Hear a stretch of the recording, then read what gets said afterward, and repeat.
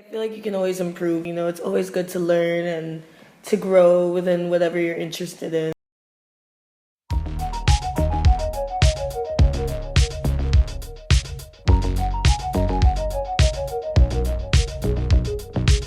My name is Daniella Nicole, and I'm from Miami, Florida, and I am the creative director of Nano Magazine, and I'm also a DJ. Nano popped up around, I think it was 2 years ago. I was super miserable at my current job that I was working, and I just started using Photoshop and started playing with ideas. I really forced myself to reach out to these artists, just see if they would even respond. They all did. I didn't even have that big of a following at that time, so it's kind of cool that I had so many artists that were just interested in helping me. But ever since then, it just is growing and growing.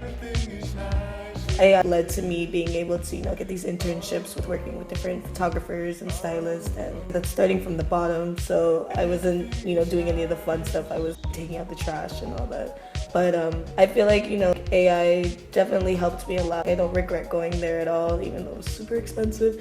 But it was the best thing I did because it shaped my career. It let me know what I wanted to do in life, and some of the people that I was assisting, now I'm DJing their events, which is really awesome that, you can establish these connections with people. Really, I can say that's how I got to where I am, was just really networking, working hard, not being afraid to get my hands dirty, and just focusing and being determined to do what I really wanted to do. And I'm still not 100% there, but I'm working towards it, which is the best part. So I think my creative process is pretty haphazard. It's super sporadic and out of nowhere. And if I think too much about it, I just get stressed out and I just don't do it. But for me to be able to create, I just need to be 100% inspired by whatever I'm doing. I know some people are like, oh, you're a procrastinator. But once I get it done, it's 100% done. And I know that I was fully dedicated to it, and I just didn't half-ass it. I work better during the day. Morning is always really good for me. I wake up really early to get things done. Sometimes around 6 I'll be up, and I think that quietness of the morning is really good for me.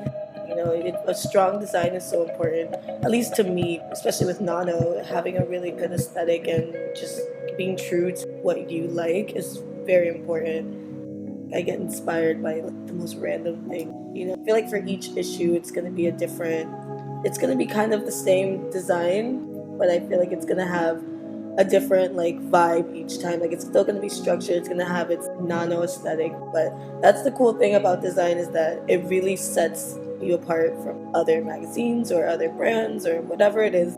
It just marks you, your brand, your aesthetic, your identity.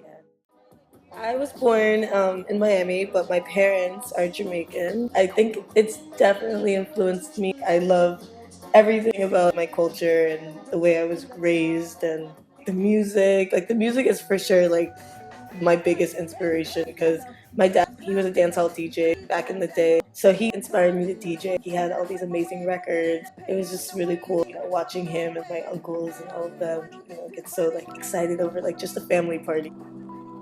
I have my radio show with Joe Radio. They're based out of Linwood, and so my show focuses on 90s R&B and hip hop, and also a little bit of 80s I throw in there too.